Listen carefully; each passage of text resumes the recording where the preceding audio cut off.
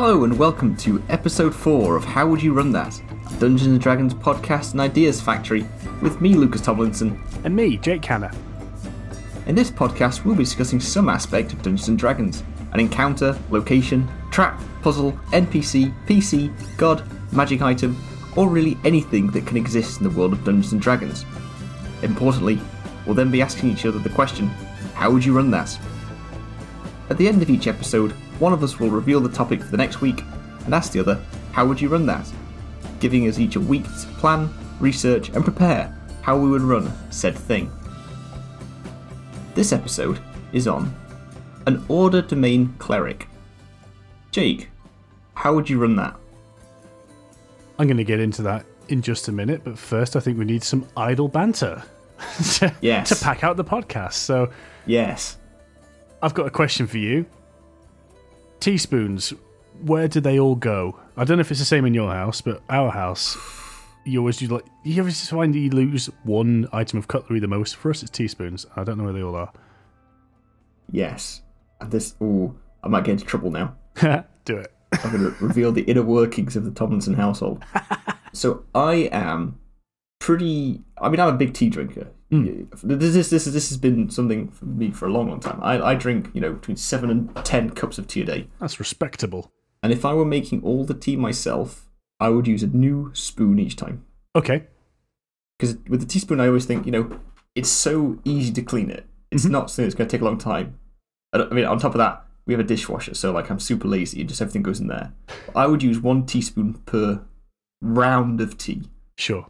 My partner Charlotte, on the other hand, has a collection of tea bags. Sorry, not tea. Well, a collection of tea bags is one thing, but she has a collection of teaspoons. So you know how you put a hot tea bag in the bin and the steam adds water to the bin and condensation. It's not very nice. So we don't put them straight in the bin. We put them in a tiny little bowl.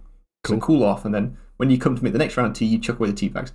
The teaspoons sit in that bowl with the old tea bags, and they might be there for a couple of days. Wow. Okay.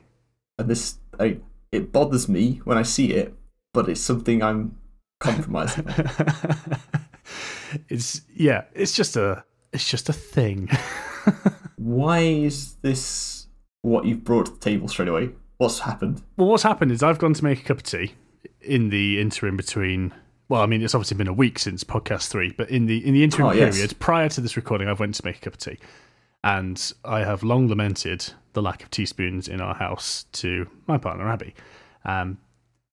She has resolved the problem by purchasing some more teaspoons, which shouldn't need to happen because we have teaspoons. We have always had teaspoons, and yet we don't take them out of the house, and yet no teaspoons. Miraculously, over the last, especially since Christmas, maybe pre-Christmas, the numbers have been dwindling. She's recently topped them up, and I went downstairs, opened the drawer, no bloody teaspoon. Are they in circulation? So, are they either washed up drying or waiting to be washed? Well, they're not waiting to be washed. I took one directly from the drawer. This is deeply important conversation, but I'm loving it. I'm hooked. I took one directly from the drying area, the draining board, because that is where they were. But I can't believe that they're all there. Now, there are quite a few there, but certainly not enough that I would say, oh, that's all of the teaspoons. Okay. So where are the teaspoons? I don't know. That's the question. I don't know what to say to that. I don't think there's an answer. I'm just upset. I want you to know. I feel like you've set me up on this big cliffhanger. There's going to be some reveal where I found where they all are. Mystery solved. Well, but you've just left me wanting more. Okay, I will give you semi-regular updates, and indeed to our podcast listeners, if I ever discover that. Maybe the dog's just hiding. Maybe bloody loves a teaspoon. I don't know. But at some point, maybe spring cleaning will reveal the repository of teaspoons, and they're all under the sofa or something. It doesn't matter. Don't know. They're not where they need to be. Although I must say, I definitely don't leave them on the side for 2 days waiting for the next cup of tea. That is absolute barbarism. Yeah, I feel like I shouldn't have revealed that. I might get in the neck later. I'd say I'm almost between the two of you. I think I could stick with the same teaspoon for a session. So I could conceivably use that same spoon for the entire evening's worth of tea until the point where I thought, that's got a bit of tannin on it, that's built up, pretty minging. So, you know what? I'm going to draw another line to that. Maybe 4 cups, and I think that needs a new teaspoon now. Yeah, I mean, that would be okay, but my preference was like, I maintain you should have enough teaspoons in the house to like be able to cycle through them in a day. Oh my god, yes, you should. You absolutely should. And this is the quandary I find myself in now. I'm having to resort to Dutch levels of teaspoon use in order to satisfy my tea habit. So when I live in the Netherlands, so like I did a semester abroad in Germany and also in the Netherlands, we had like a cultural induction meeting.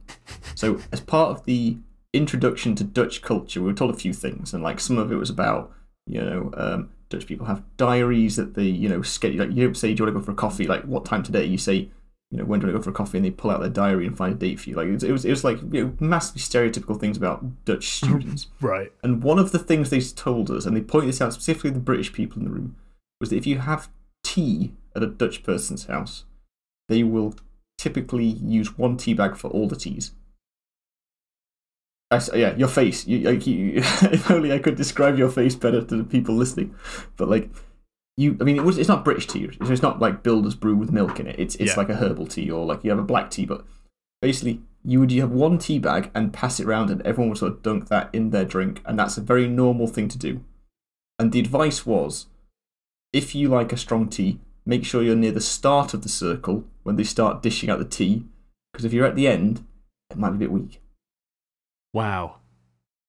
I mean, there's an entire nation's worth of people are throwing shade on tea chemists and tea engineers and tea growers and people who've identified the optimum characteristics of the bag such that it can circulate to make 1 very good cup of tea.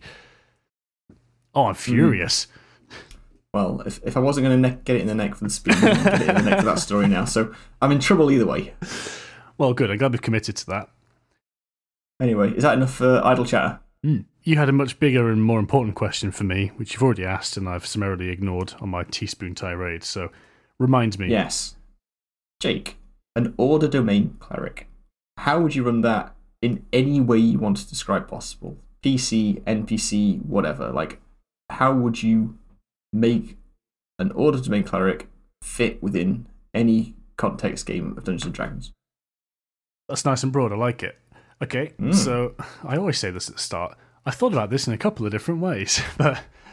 Why don't you tell me one way, and we'll see if we remember to come back to yours. The main way I've looked at this this prompt is the function of this podcast being, like Ideas Factory for DMs in particular. I've tried to look at this as an NPC.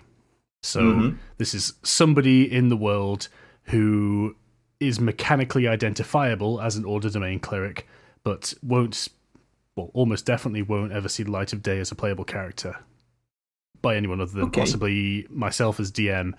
They might lead the party, or they might be present for some fights and do some things so that they've got like a stat block or a character sheet. But that's not necessarily the only way I would think about it as a DM. But we'll start there. So, sure. Order Domain Cleric, as I understand it, this is one of the sort of newer domains. So it was Unearthed Arcana a couple of years ago, 2018.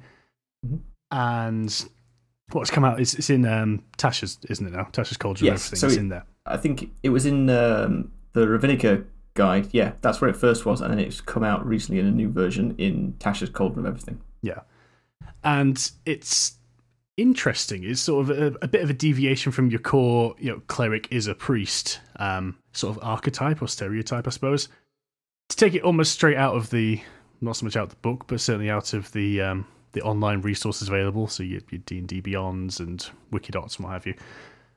Order Domain represents discipline, and in particular devotion to laws governing society.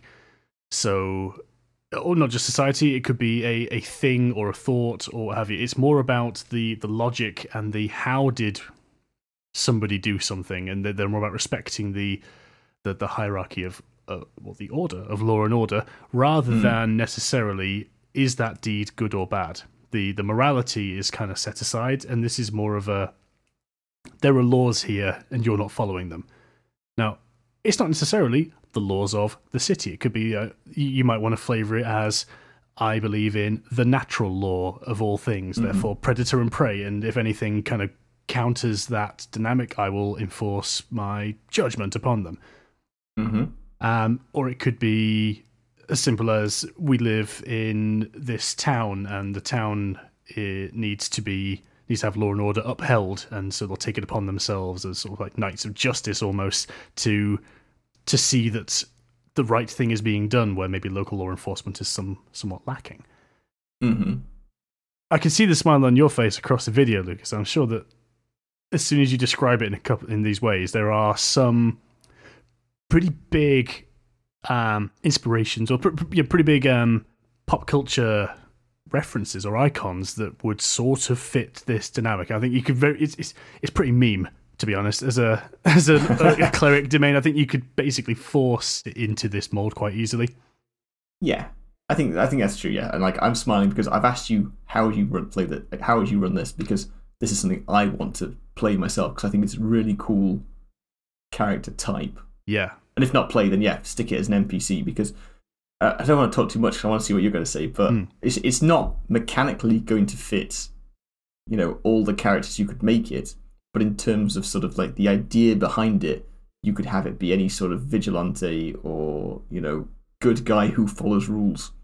That's it. Yeah, I think it takes the idea of cleric has to be pious and priestly and turns it on its head into something that fits the actual cleric mechanic. They get access to heavy armor and melee weapons. So they're all up in people's faces and able to deal some physical damage, but then they also have access to the cleric spell list and a couple of interesting little bits of flavour therein. Yeah. Some of the class features are still support mechanics, but they do get a few that make them better in close combat as well. And I guess that's sort of supported by the ability to wear heavy armour proficiently. Yeah. They've got a role to play in frontline. Yeah. So to answer your first question, how would you run that? My first note is I would run that somewhere between Batman and the Crimson Bolt, which, if you remember, was the character from Super. Shut Up Crime.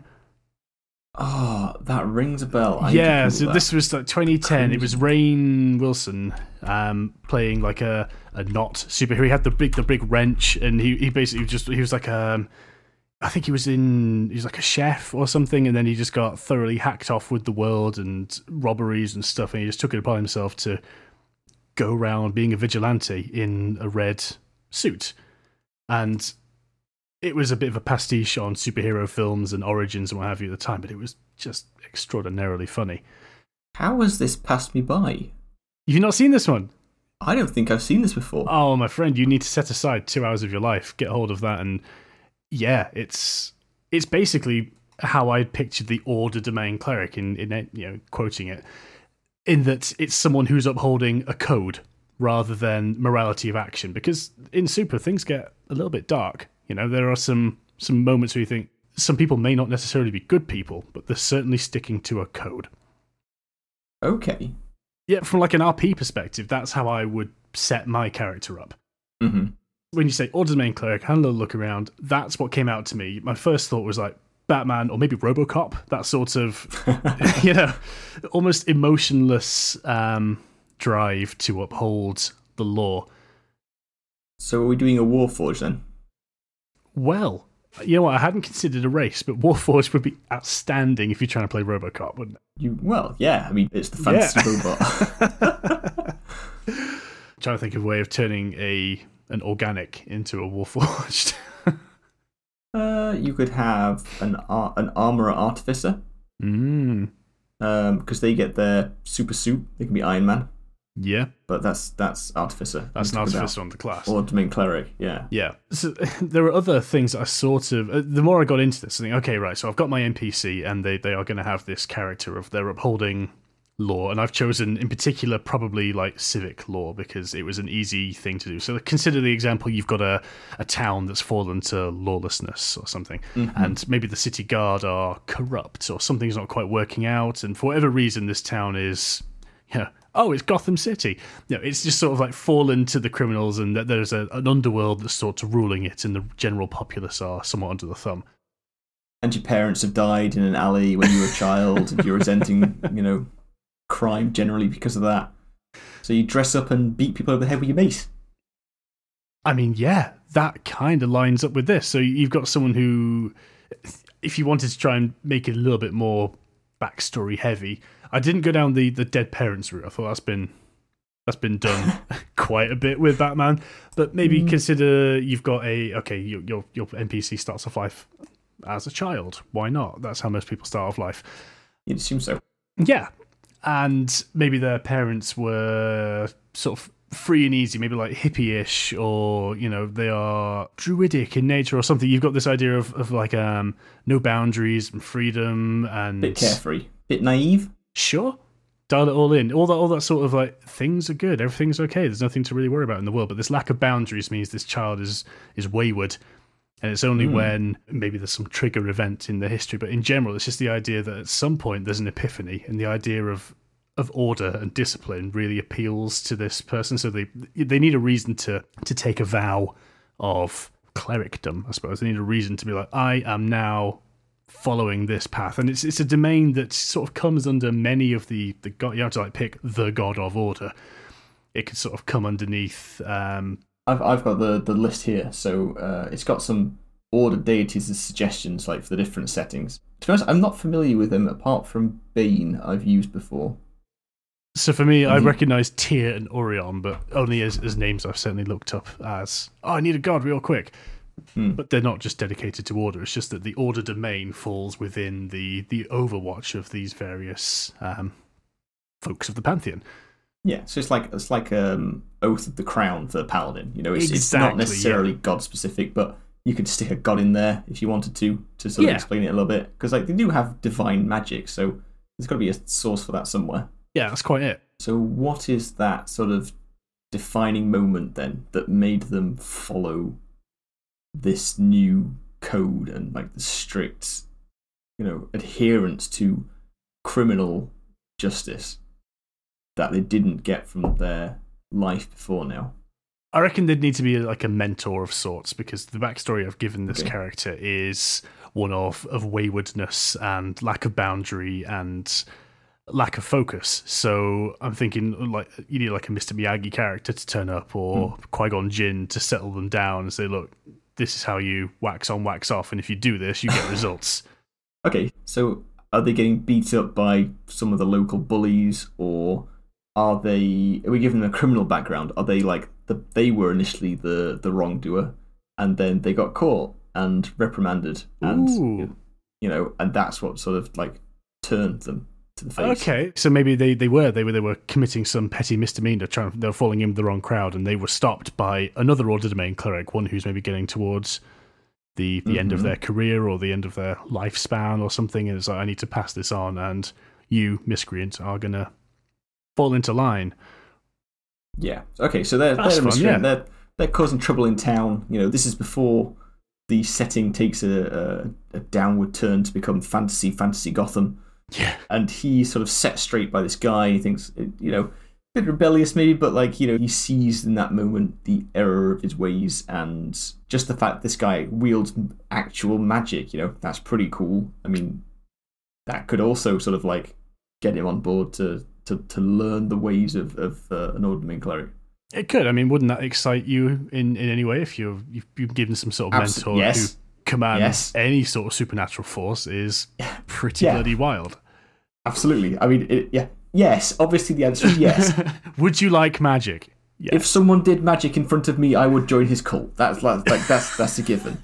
But in the world of Dungeons and Dragons, where magic is a real thing and the gods are proven to exist through displays of divine magic, like depending on where you are and like how magic heavy the setting is, like that's still pretty bloody impressive. So yeah, I could see how, delinquent, not a lot to do, no boundaries from parents, no real ambition or goal or something, suddenly finds purpose in learning how to manifest divine magic through controlling himself and being just. Yeah.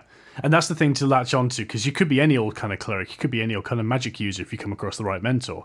Specifically, I think the thing that needs to appeal to the character, it needs to be like a core trait in any of their dialogues or any of their doings, their actions.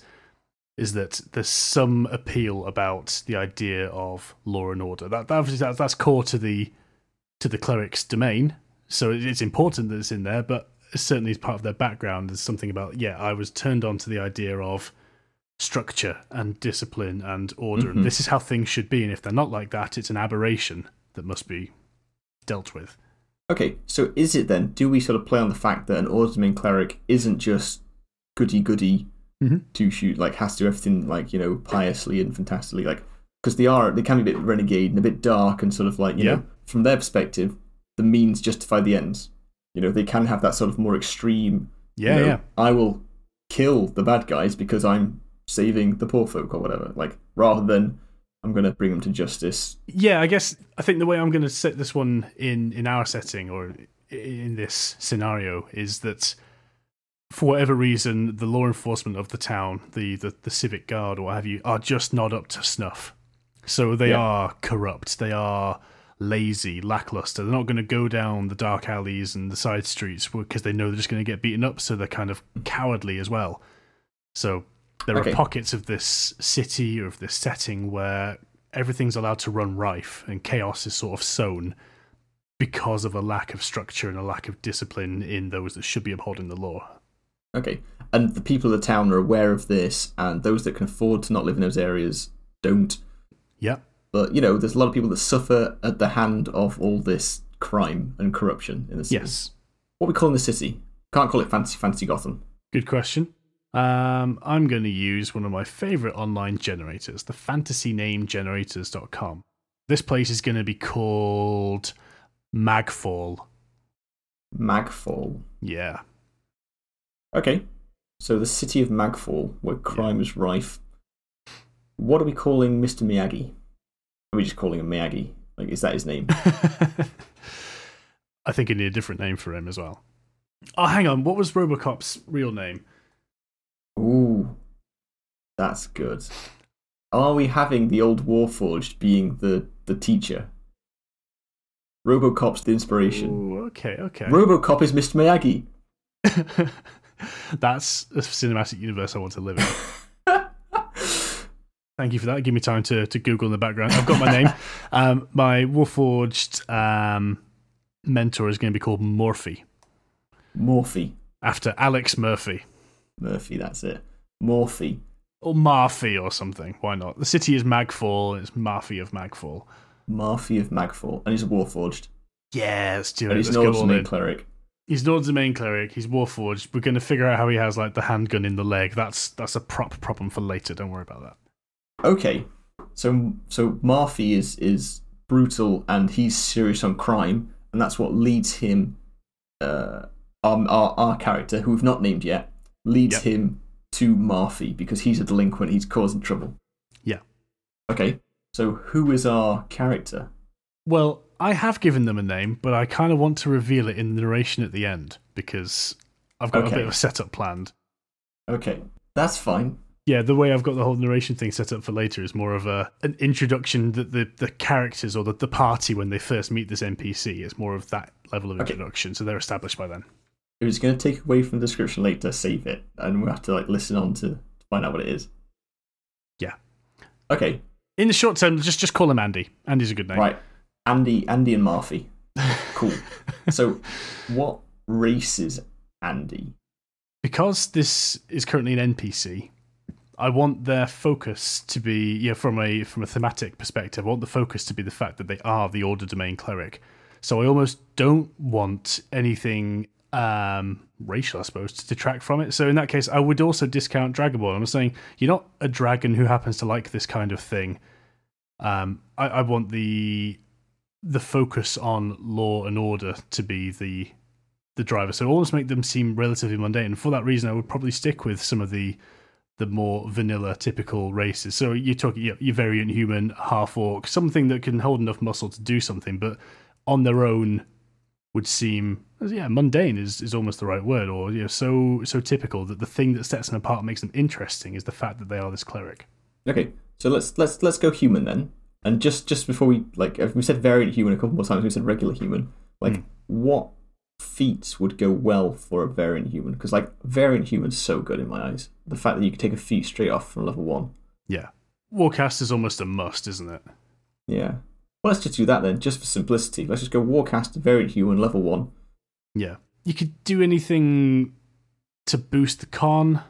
There's a feat, like a resilience feat or something, to get your constitution. Would also be good. It's similar to Warcaster, but it's just making sure you don't lose that concentration. Because this gets into the mechanics of how they fight, I suppose, a bit more. But the whole focus of the Order Domain specific spells seem to be about locking down single foes with kind of flavoured charm magic.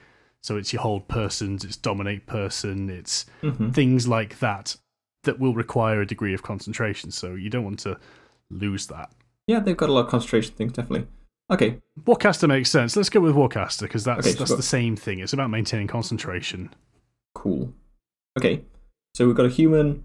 Have you thought about what they look like? Okay. They are reasonably lanky. Their head is sort of not disproportionately large, but you look at it and you go, that guy's got a big head. Okay. Short hair that's kind of greased over. General sort of urchin.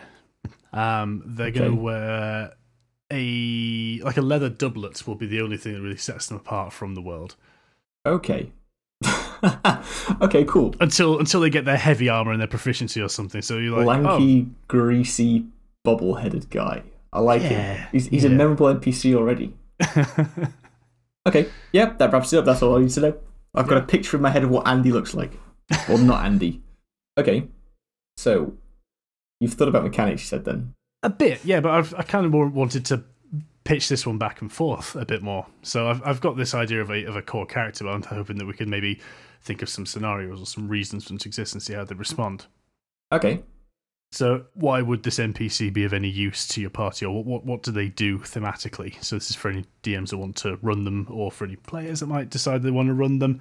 We already hinted at the fact that they are about, it seems, more single foes than multiple foes, but you've got all your regular buffing cleric stuff that you would normally have and your regular healing, but all the Order Domain things are focused, let's say, on locking down single foes, maybe ones that you go toe-to-toe with. But I think one of the best things, it's the thing that sets them apart for me, is that first level... Voice of Authority? Yeah, Voice of Authority. What's it bloody called? Class feature. That thing is cool as hell. It comes in straight away, first level, you've got it. This is your thing for being that kind of cleric.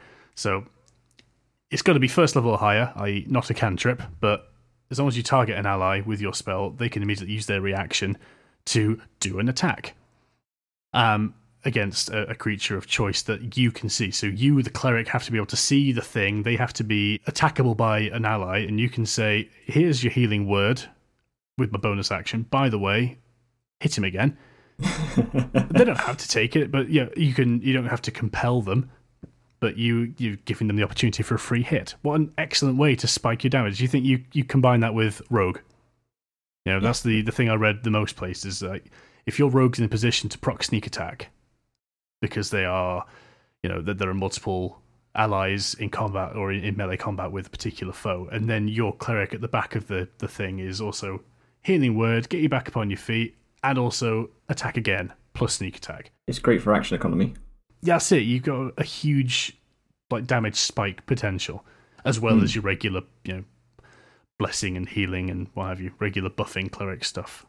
Reactions. I guess this is because I mainly play a battle master fighter. Reactions for me can be parry and riposte and stuff. But I guess for most characters, there's not a lot to do with reactions, except for maybe opportunity attack if someone's running away.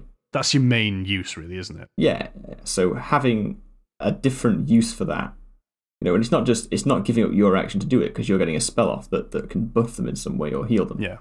So yeah, I really like it, and I think it's something about Tasha's generally. Like a lot of the classes in here have features and abilities that are aimed at synergizing with the party, like buffing each other or helping each other in some way.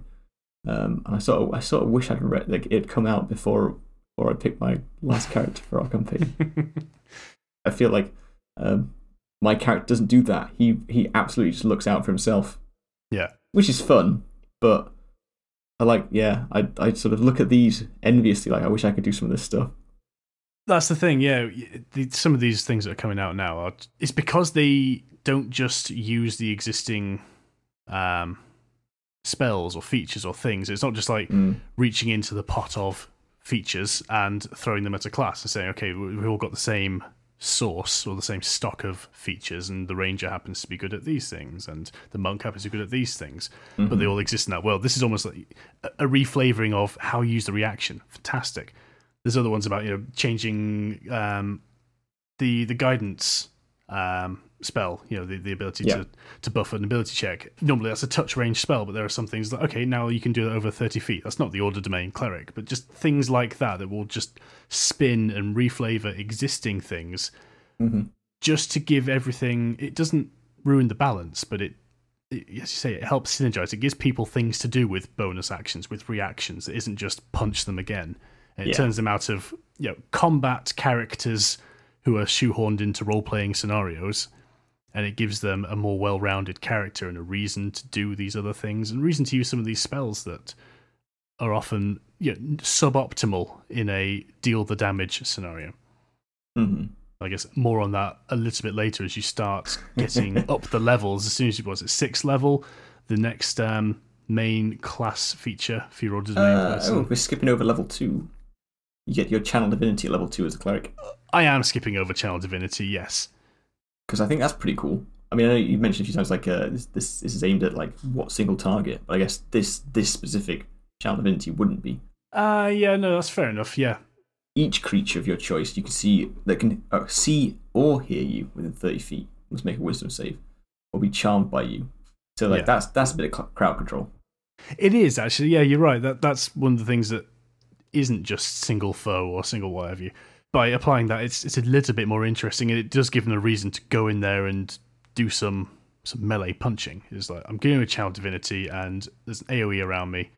If they're the kind of foes that can be charmed, I think it's quite cool, and you can thematically visualize how that's happened. They sort of run into battle, and they've smashed down. There's divine energies come out, and they are imposing their will on the more feeble-minded creatures around them. I think that just plays into this whole archetype of upholding law and order. I think it's brilliant. It's been really well put together. I think you're imagining it similar to me. Like, they are just incredibly intimidating. Yeah, force of will, Yeah, I mean, the bonus proficiency at the start is intimidation or persuasion. It's like, yes, you're not taking persuasion. Like, you're taking intimidation. Like, you're going to be scary. Yeah, people are going to do what you say because you shout at them, not because you asked them nicely.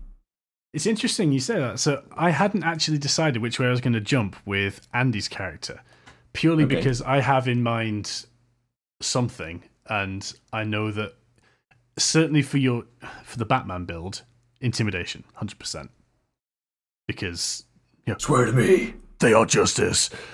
They're going to go in and they're going to do the damage, and they're going to try and intimidate those around. And it sort of plays into that Dark Knight character. But the persuasion side of things, I think also thematically sort of works. If you I'm going to now skip over the Channel Divinity, the 6th level one, the embodiment of law. You cast an enchantment spell. You can do it with your bonus action, provided it's a first level or higher. First level? Yeah, first level higher. Yeah, it's spell slot ones, so not cantrips. Yeah. The reason I think that's interesting is because rarely, in combat, if you've got the opportunity to do some damage or cast Hold Person, I think the vast majority of the time you want to be doing some damage. You might want to get the last hit, you might want to get the kill, or what have you. Hold Person is more of a controlling thing that you might do to lock down somebody to allow your allies to finish them off, but I think it's a little bit underused. Whereas if you're saying you can do this as your bonus action, you've now got the opportunity to not squander your entire action, still do something that you feel contributes core, but then with your bonus action apply something that's a little bit more class feature. So you can imagine going up and punching someone in the face and then doing a control spell of some sort of domination of mind or something, and you're just like trying to punch him in the face and like, now get on the ground, or now run away, or now whatever, and you think, okay, maybe that is still intimidation, but I think there are ways to roll persuasion into that as well.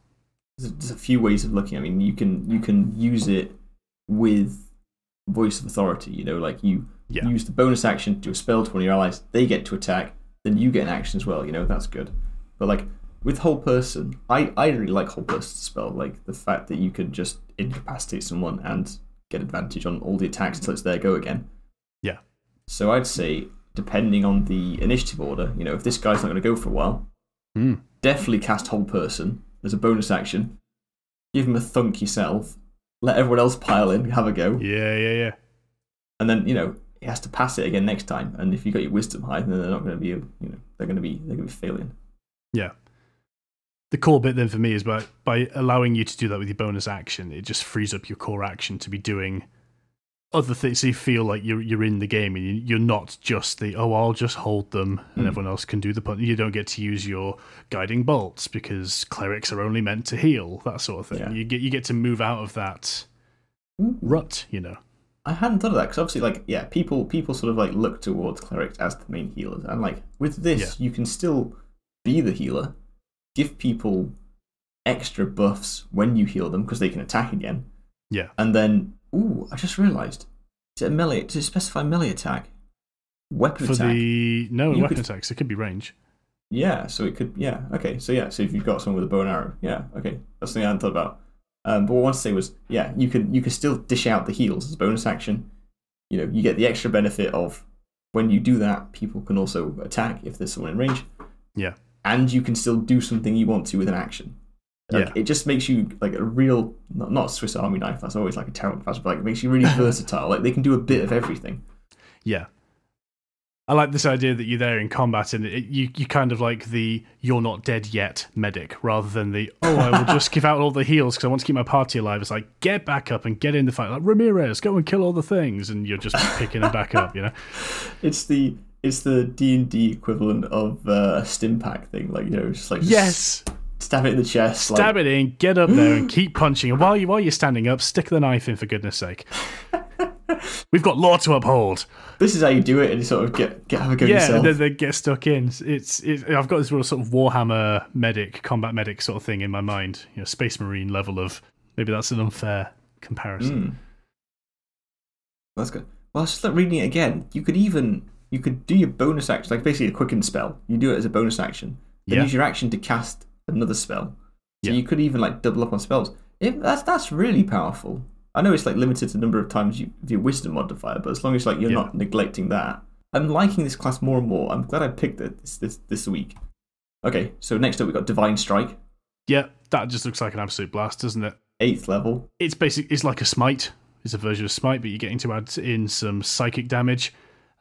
Which increases again when you get to another level. And that's fine, that's okay. That's bonus damage to doing the hit once every time your turn rolls around. Yeah. But it's when you get 17th level. Okay, not many people are going to get up to 17th level, but Order's Wrath, that sort of capstone feature, that trait, that ability, whenever you do that Divine Strike, and you damage a creature with your Divine Strike damage, you kind of curse it until the start of your next turn. So for an entire combat round, anytime one of your allies hits that cursed creature, it also takes additional psychic damage. Now that sounds like it's craziness, but I suppose if you're at 17th level, you're going to be hitting crazy enemies, so the ability to pile on another 2d8 psychic damage per attack in on there. Again, if you think this is on a single target, if you're thinking that you've got your core bad guy and you've dealt with the minions or someone's holding the minions away, this allows you to really wail on a character.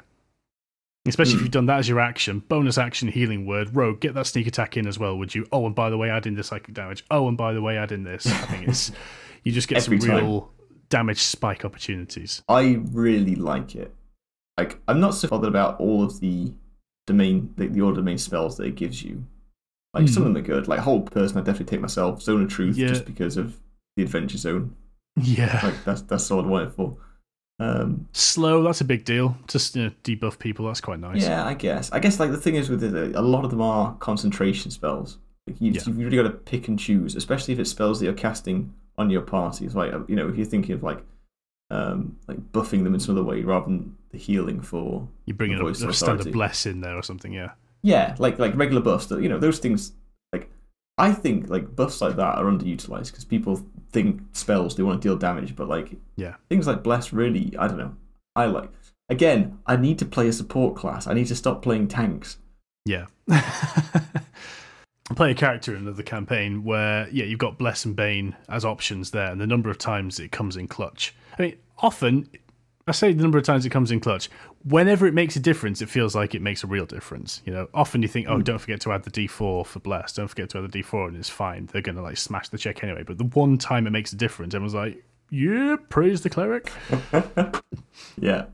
So don't forget, they're simple first level little pick-me-ups, but yeah, don't malign them. Don't be afraid to use these extra spells. And when you've got these extra domains for clerics, and it would be foolish to waste them. You wouldn't be an Order Cleric and just be dishing out the heals and not using Voice of Authority every opportunity you've got. You know, I think some of these unique features really make them shine, and certainly make them fun to play. They give you a reason to do these other things. Yeah. Well, and maybe we should go back to the character then, because we've got lanky bobblehead, not Andy. We've talked about what he will eventually be able to do. I'm guessing he's not tapped all that power when we first meet him as an NPC. No, I think when your characters arrive, when your party arrive, if there is only one person being the cleric in this town, city setting, you know, it doesn't matter how wide it is. If there's only a few of them, or they are not super common, then they will need to have a degree of strength. I think I would put them on a par with the party when they first turn up, just because if they were going to go palling around together, makes sense. They know roughly the level that they should be pitched at, you know.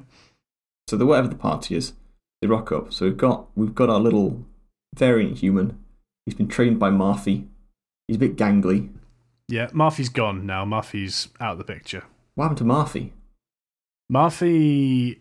Oh, let's make it epic. No, he hasn't like retired and gone away. He, in the final night of meditation before Andy gets his cleric badge.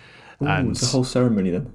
Yeah, everything's being set at the night before, and some of the major crime syndicates across the land, the one that everyone's heard of, is sick of all these renegade vigilante clerics taking up arms against them and ruining their plans, and so they go straight for the top. They want to cut off the head of the beast. Yeah. And so night before the ceremony, they assassinate Marfy in his sleep. They send in a bunch of assassins. It all happens, and it's just like bam, done. So Andy didn't get his graduation. Andy did not get his badge. He's out there trying to prove that he deserves his badge, and he will never give it to himself. He needs the party to come along on this final quest and at some point convince him that he's good enough to take up the badge and take up Marfy's legacy. Fantastic. So I guess Marfy's been sort of operating in the shadows for years, going undetected, but as he's taken not Andy under his wing, you know, his activity has sort of escalated because he's had to take him out to train him, to sort of show him the ropes, and that's brought him to the attention of said crime syndicate. That's it. Yeah, he's exposed himself to some degree, and he's also having to shield this junior at the same time, so he's taking more risks, and he's being a bit more visible to take the heat off the Padawan, as it were. Can we do some classic learning moment for Not Andy, where he's gone against the teachings that Marfy has given him? So, like, he's fallen from the path a little bit. He's spared someone or something, or like let someone get away because, I don't know, they see, like, you know, this crime syndicate, like, they're dirty, and they use children for stuff's sake. And, like, you know, while Marfy and Not Andy were taking down a group of ruffians, you know, someone pulled a dagger on them, and as he went to swing his mace at his face, he sees, like, this kid is obviously, like, you know, pretty young, and he sort of he stops himself, and the kid, seeing how close he came to a big thunk in the face, drops it and runs away, and that's maybe how they're discovered or something. Oh, I was going to flip it the other way until you said discovered. So I was going to say maybe Marfy's teaching is more of a, you know, kill if you have to, but we're here to uphold the law. And remember, I didn't kill you and I had the chance. I took you under my wing. So if there's, you know, preserve innocence, because that is the path to a good law and order established society. And you know, in my instance, he takes the head off the kid because he thinks, I'm going to fucking have you. Oh, right. Okay, so it's that recklessness. I'm going to take you down. He's like, no, I taught you better than this. And he's like fallen from grace in that moment. But there are other ways for the discovery to come through.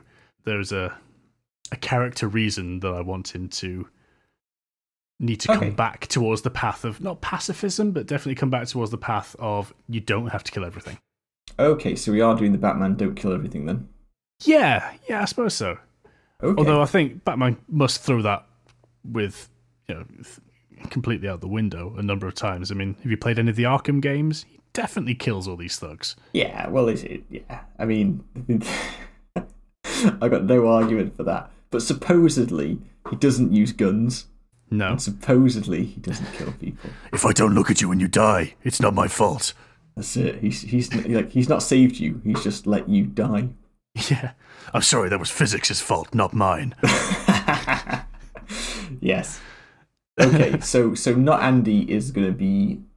That's interesting from a roleplay perspective as well. If you're not killing everyone you fight, if you do the final blow, but you specify it's your thing that you do non-lethal damage, like you can at any time, then you're going to have a lot of people left over at the end of fights. Well, maybe not necessarily loads, but you're definitely going to have probably 1 to 2 a combat depending on how many people you're facing. Yeah, I think the important thing to draw there for me is that thematically, when it's appropriate, he doesn't kill. So if it's the case of this is a child he's under duress to hold up this person, or it's like the Aladdin story, he's trying to steal the bread for the family, or something like that, where you think this is an act of desperation, not an act of wanton disregard for the rules. If you think there's a teachable moment, then you should take it. However, if there is no redemption, or if you think these people are on a path and they are not diverging, they are crime through and through, then do what you got to do. Okay, so in those scenarios, it's a case of, well, not the lesser evil, but the greater good can be done by ending you rather than trying to redeem you. Yeah, I'd say let's go for 95% kill ratio. Okay, cool. So still pretty badass in combat. In combat, they're not messing about. When you're fighting the bad uns, they are going to dispatch the bad uns. But I think if you're chucking some children into combat, or if there was some that's dark. Well, yeah, it is dark. Maybe that's not what I mean. But if you're chucking in someone that you thought there might be an opportunity, or maybe once per outing with Andy, there might be we don't kill this one because they look like they are sorry or have information or change of heart. There's just some reason to keep somebody alive, even if it's just so the party can interrogate them for information. That sort of thing. But in theme, in character, it's we don't have to kill everybody. Okay, gotcha. But 9 times out of 10, I will. Okay. So you've touched on this idea that you've got more of his backstory planned out. What else are you thinking for Andy? Murphy's dead. He's out of the picture. After which he takes it on himself to prove himself worthy of the badge of this thing. Even though he's already able to channel the divine energies of a god, doesn't necessarily care which one. Yeah. You don't go straight in at Jedi Knight, Yeah, I know. You still have access to the Force. Okay, so you're channeling one of the gods' power. Sure, and I think that you could explain that away by being, lower level. It's only when you hit level 17 are you a true master of the Order Domain. When you get that final ability, you think, okay, you are now a true Don of this sphere. Yeah, I mean, low level divine casters aren't necessarily recognized by their gods, even if they're devout followers for a long time. Yeah. But so Marfy he'll have been a bit more clued up on said god, whichever one it is. Yep. Okay, cool. How much is that going to play into his daily life, into role play? In channeling this god's power, do they hold that god in any way? Do they pray to them? Do they have any sort of rituals as part of their sort of routine? Andy, and the way he was taught by Marfy, they are less about the ritualistic prayer, because the entire thing about the Order Domain is that, I think we phrased it at the start, that it's not about what you do, it's about how you do it. It's about the intention and the plan. Are you doing the right thing? Are you doing the right actions? Prayer can be empty in their minds, and so they're much better serving their God by practicing the teachings. Okay, sure. Do rather than actions speak louder than words, I think, is the phrase I was looking for in the back of my mind. It's like by doing it, we are getting the message across. We don't have to sit there and spend time meditating on the fact. Some followers of Tyr will do. Everyone's got a different way, but Marfi's approach was get stuff done. Yeah, and those actions specifically have to be beating up bad guys, or mainly killing bad guys, rather than being thankful to said God for empowering them. So, okay. Yes, it's more like the reflection of the gifts bestowed upon them. You show your gratitude by using them as you should, which is to uphold the natural law or the civic law that they've chosen to uphold. Okay, so back to Marfi then. So Marfi was training Andy. Yeah. And they were sort of escalating their operations against the crime syndicate. What was Marfi's goal? Was he sort of like building up to take out the syndicate, or was it just like low-level disruption? Okay.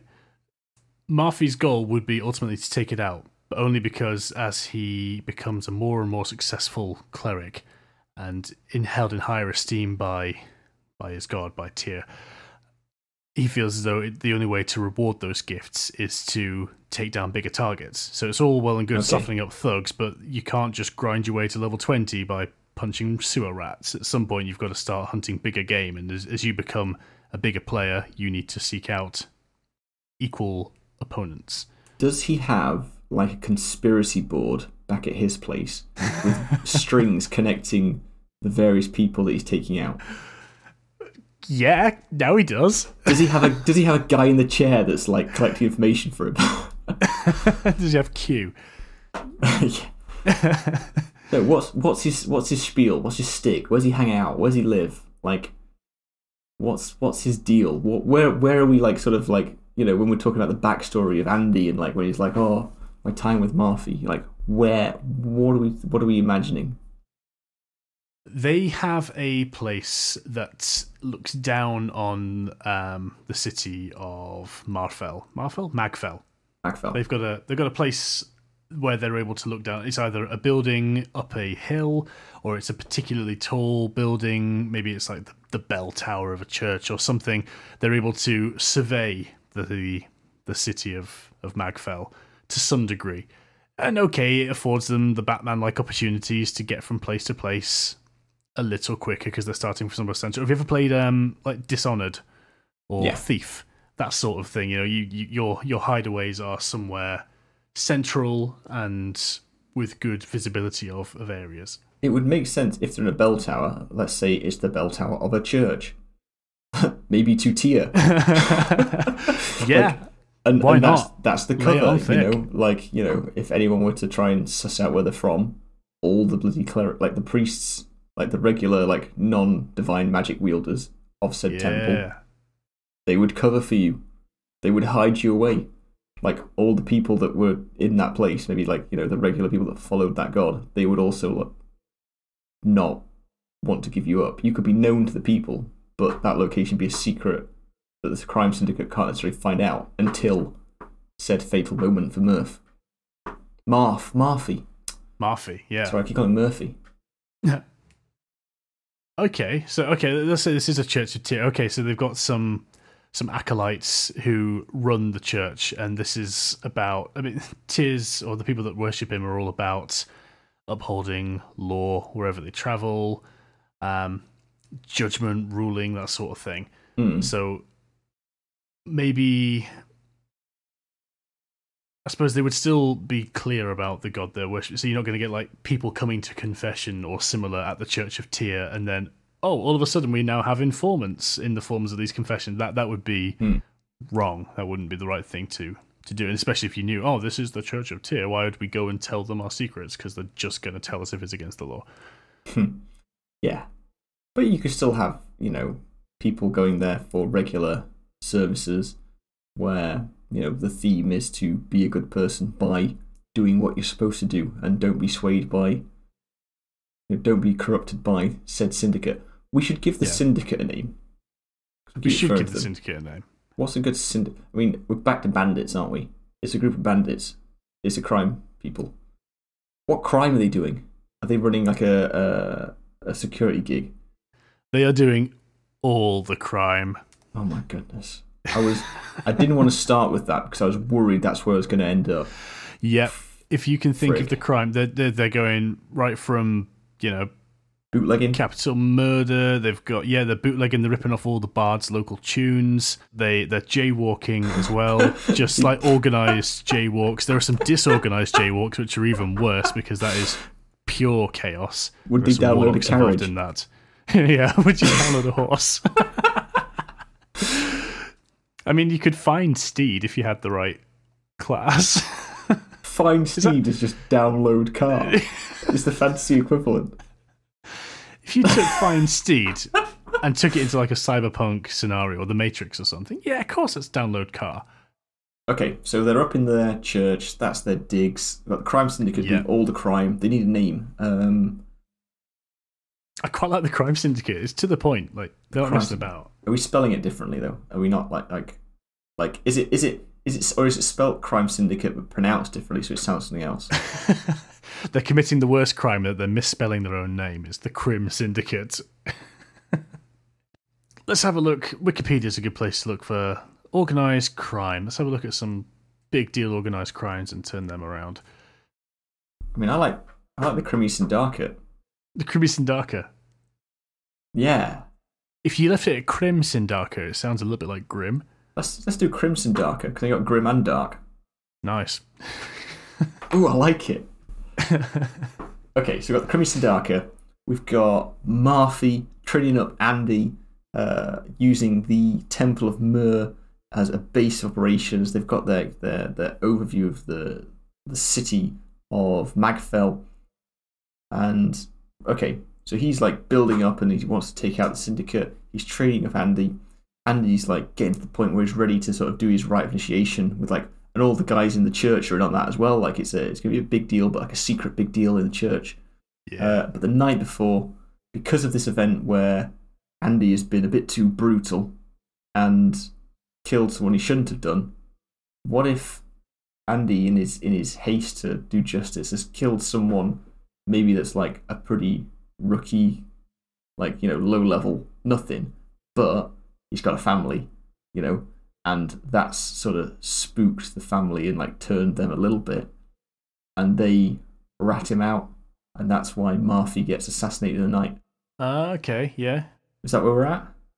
I think that's where we're at. I was between that or bystander, but then the bystander's got no reason to dob them in. To rat them out, to dob them in. Yeah, there's nothing to be gained there. So yeah, I think it's got to be someone involved in the Crimson Darky. Okay, cool. So that's where we're at. How are we introducing Andy now? The lone, to the party. Yeah, like in his post Marfy days. Okay. How long is he going on his own before he meets the party, or is Marfy's death still pretty raw in the memory? No, but by the time the party come along, I reckon Andy is sort of late 20s, early 30s, that sort of age. So he's sort of mid-career. Okay, so he's been going it alone for a while. Just a car. He's been going for a while, yeah. A good, 10 years, let's say, in the past. And he still carries the weight of Marfy's assassination and the lack of his own graduation. Okay. Because he had to leave the church temple of Tyr. Yep. That was bloody sacked, that they weren't going to let things carry on there, the Crimson Darky. No, the place was burnt down. The purple and blue robes were ripped to shreds, and a real example was made of the Church of Tyr. So we had to go underground, possibly literally. Yeah, cool. Absolutely. Well, he's left the main city of Magfell. Oh no.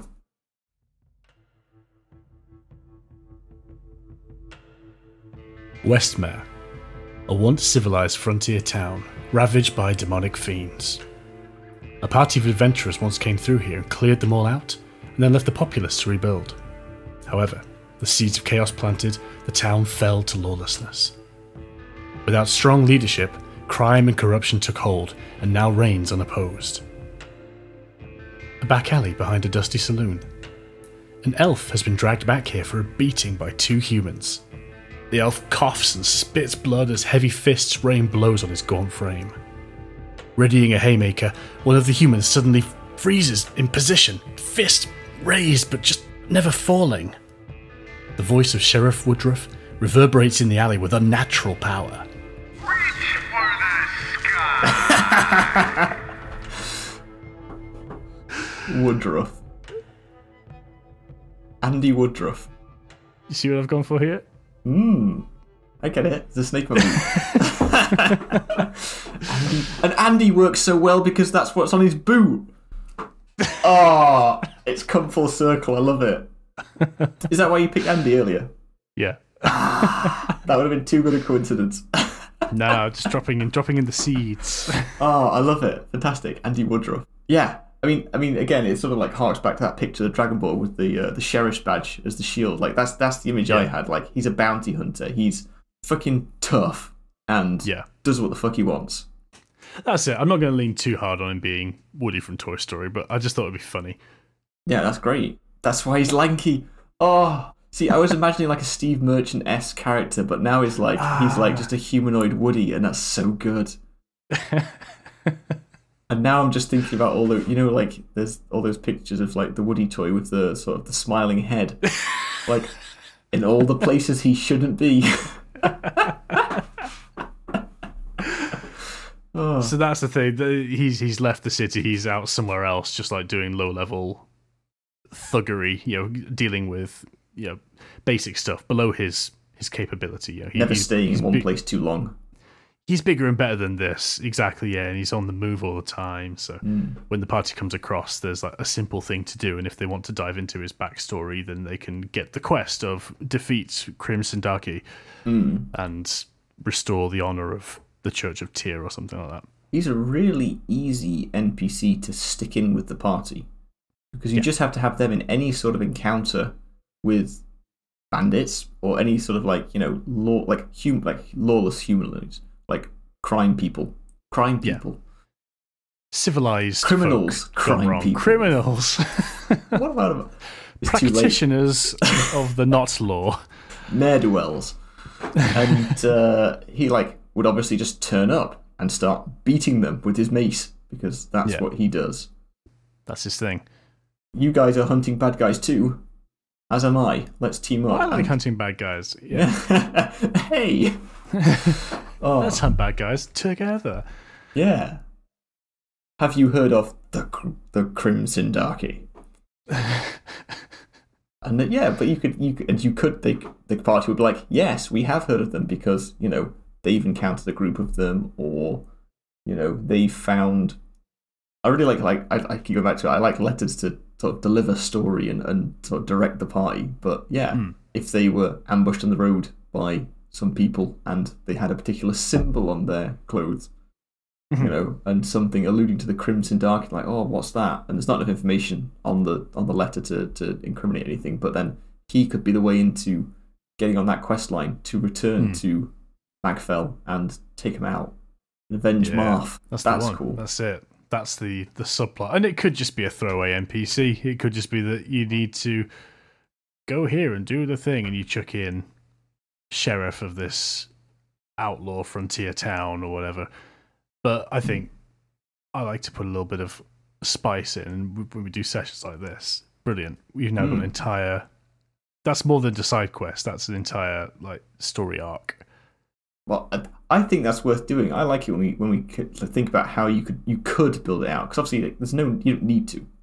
You can keep it small, but you've got the backstory in your back pocket if they do take an interest, and you've got a way to take it forward as well. You could even have say they don't warm to Andy, say they're not keen. They part ways, but it just so happens that the Crimson Darky are bad guys that the party's going to come across more often. So he turns up again, and you can have that sort of we don't like each other, but we're going to work together when, it suits us. I don't like your tone, but you get results. It's like, oh, you're here again. Ugh. Thonk, thonk. And here's some buffing because that's what I do. They're constantly bitching and bantering at each other as they're taking out this common foe. Yeah. your party is like firing quips back and forth. Giving him stick when he's healing them. With Woody quotes. Oh, you could like allude to that, like, you know, like it's very existential. You know, it's like, do you ever feel that existence is just a great game? And they're like, you know, the players are thinking like, oh yeah, D&D, like, you know, we're the gods' playthings, and he's actually just having an existential moment about, you know, mortals in a world where gods have almighty power. Plaything, yeah. Or like he's rescued a child who is about to go down the path. You are a boy, B-O-Y, boy.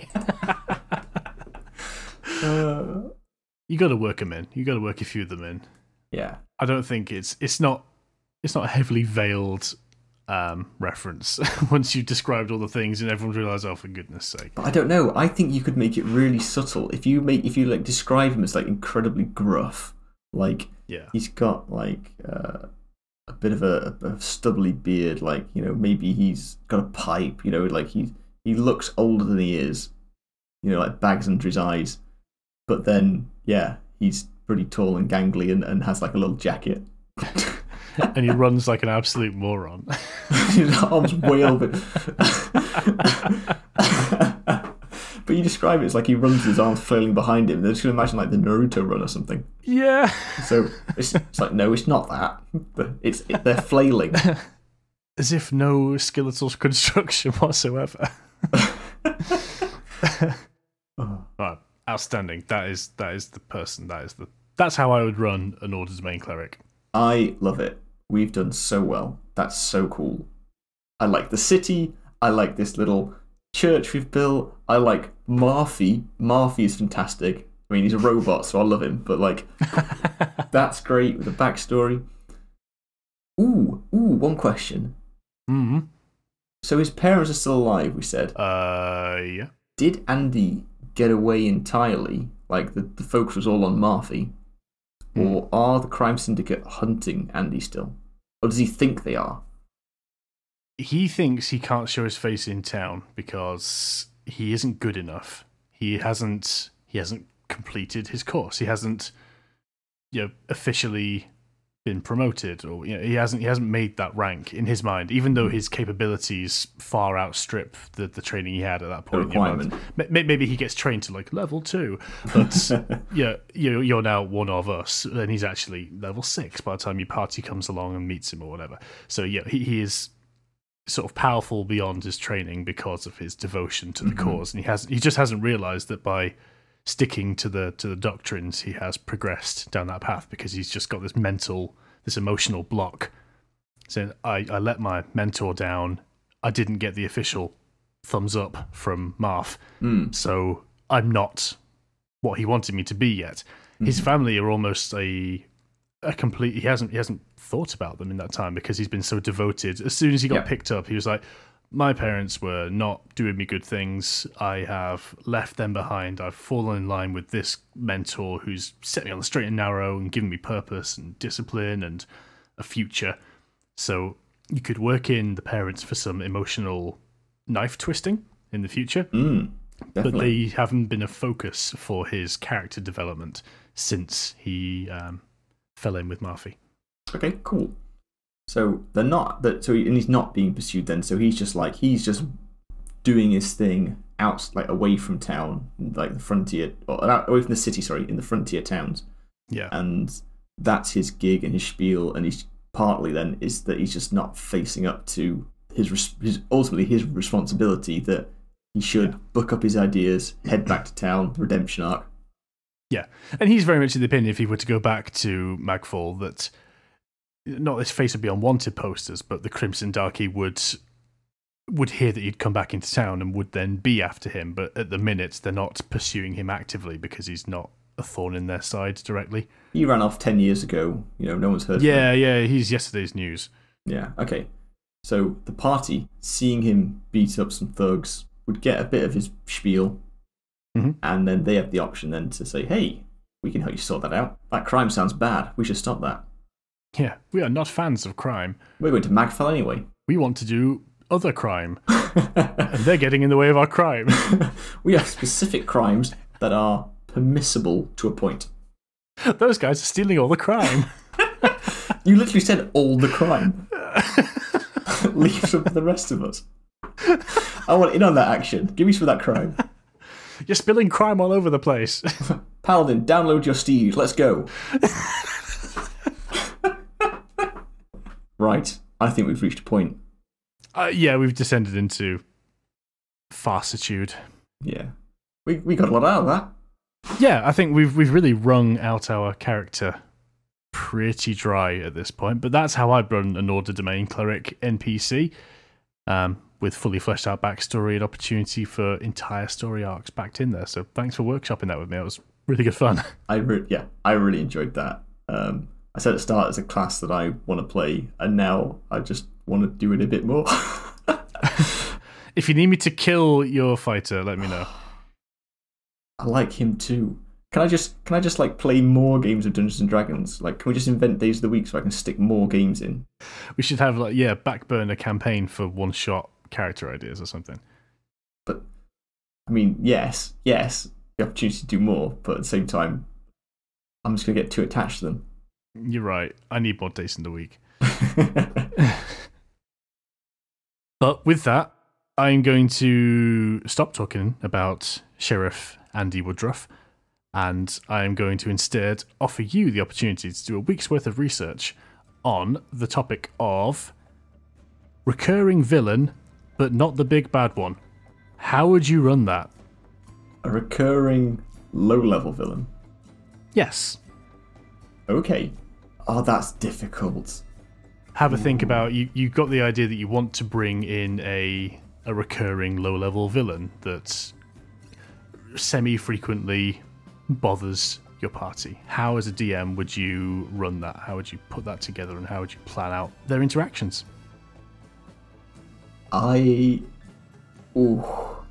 Yeah, okay. I've got it. I've got something. I think we can talk about it this week, but the biggest stumbling block I'm getting is sort of like a first thing to think about is what's stopping the party from killing this person the first time they see them? Like, how do I make them recurring? Yeah. Divide them by an irrational number or something.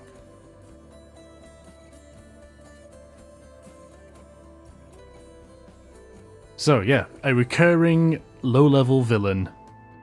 How would you run that? That is a great question. I will find out and I'll let you know next week. Excellent. And for anyone that's made it to the end of this podcast, thank you very much once again for listening. Please do like, subscribe, comment, interact with this podcast wherever it is you get your podcasts, be that Spotify, Apple Podcasts, Google Podcasts, or Anchor FM, or literally anywhere else these days. If you have the time and inclination and you are listening on the Anchor platform, it would be great if you could also leave us a voice note. There is a big purple button on there that lets you record a short note to us, and if there's anything worth talking about, we'll bring it into the podcast in future editions. So I guess with that, all that remains is for me to say thank you for listening, and Lucas. Yeah, thanks for listening, guys, and we'll catch you next time. Cheers.